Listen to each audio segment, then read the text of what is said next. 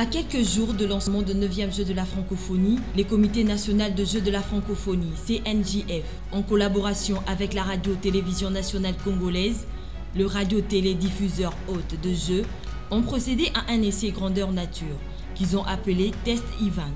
Il est à saluer donc la toute première activité dans ces salles jumelées construites à la faveur de ces 9e Jeux de la francophonie qui vont être organisés par la République démocratique du Congo à travers la ville de Kinshasa. Et là, c'est un autre combat qui arrive au Dumouéo, tout en rappelant que ces salles ont été construites par la Compagnie Générale des Constructions appartenant à Moutaser Abid.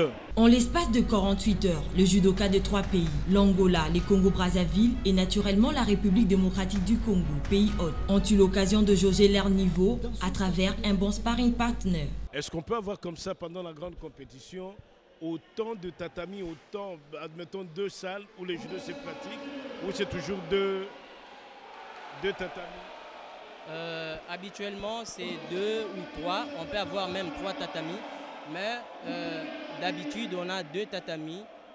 Même dans des compétitions internationales, il y a 2 tatamis. Cela dépend de la capacité d'accueil. On peut avoir même 3 tapis. Tapis numéro 1, tapis numéro 2, tapis numéro 3. Et les combats se déroulent en même temps.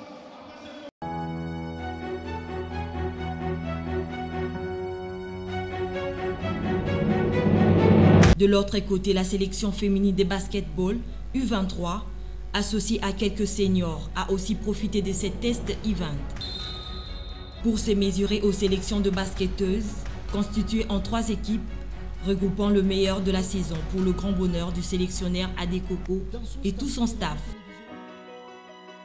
Vous avez vu l'équipe qui a joué là?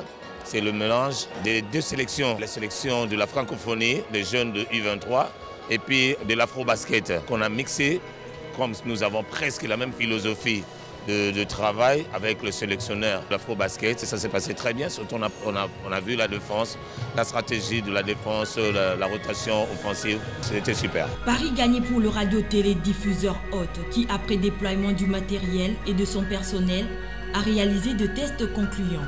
Désormais, la radio-télévision nationale congolaise est donc entrée dans la dernière ligne droite de 9e Jeux de la francophonie, annoncé à partir du 28 juillet courant à Kinshasa, capitale de la République démocratique du Congo.